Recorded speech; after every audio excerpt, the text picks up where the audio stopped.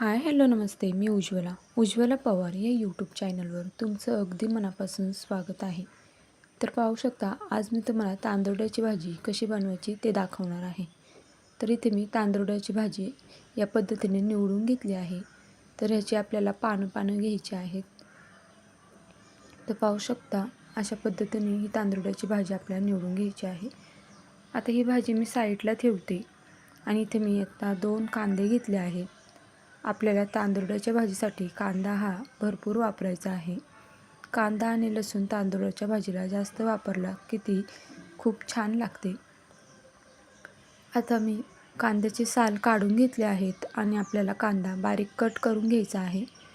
तर पाहू शकता, व्हिडिओमध्ये दाखवते त्या पद्धतीने आपल्याला हा कांदा बारीक कट करून घ्यायचा आहे. चॅनलवर नवीन असाल तर प्लीज एक लाईक, एक सबस्क्राईब नक्कीच करा. नवीन यूट्यूबरसाठी तुमचं एक लाईक, एक सबस्क्राईब खरंच खूप लाख मोलाचं असतं. तर पाहू शकता, अशा पद्धतीने मी हा सर्व कांदा बारीक कट करून घेते.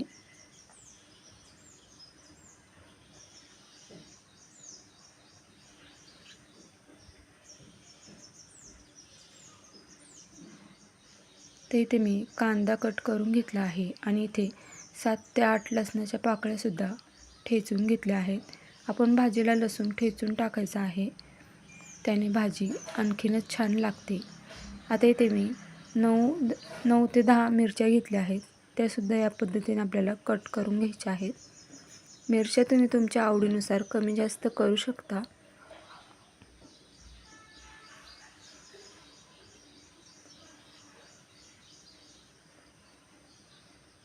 आता इथे गॅसवरती कढई ठेवायची. त्यामध्ये 1 पळी तेल घालायचं आहे.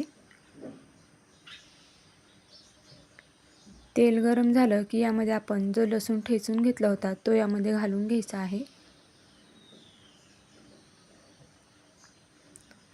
आता लगेचच यामध्ये आपल्याला मिरच्यासुद्धा घालून घ्यायच्या आहेत. आता मिरच्या आणि लसूण आपल्याला तेलामध्ये परतून घ्यायचं आहे एक अर्धा मिनिटभर.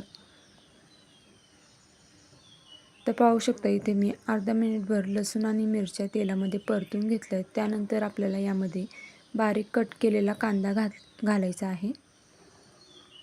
तो सुद्धा आपल्याला 1 मिनिटभर परतून घ्यायचा आहे तेलामध्ये.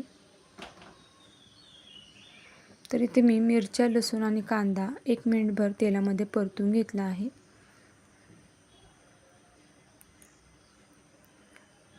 आता यामध्ये आपल्याला जे तांदूळ आपण निवडून घेतला होता तो स्वच्छ 2 ते 3 पाण्याने आपल्याला धुवून घ्यायचा आहे अगोदर.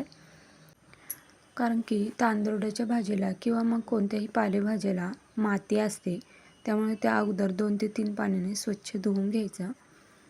आता यामध्ये आपल्याला चवीनुसार मीठ घालायचं आहे. मीठ घातल्यानंतर पुन्हा एकदा सर्व भाजी मिक्स करून घ्यायची आहे.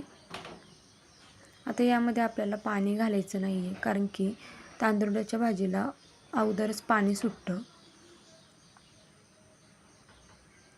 आता ही भाजी आपल्याला एक 5 मिनिटं शिजवून घ्यायची आहे. यावरती कोणतंही झाकण ठेवायचं नाही आहे. अशीच ही भाजी आपल्याला 5 मिनिटं शिजवून द्यायची आहे. तर पाहू शकता, इथे 2 ते 3 मिनिटं झाली आहेत आणि भाजीला पाहू शकता किती पाणी सुटलं आहे.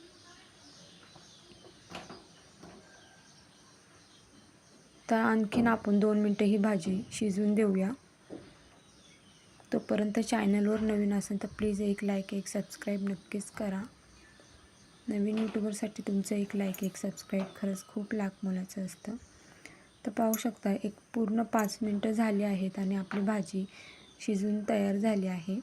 आता आपण गॅस बंद करूया.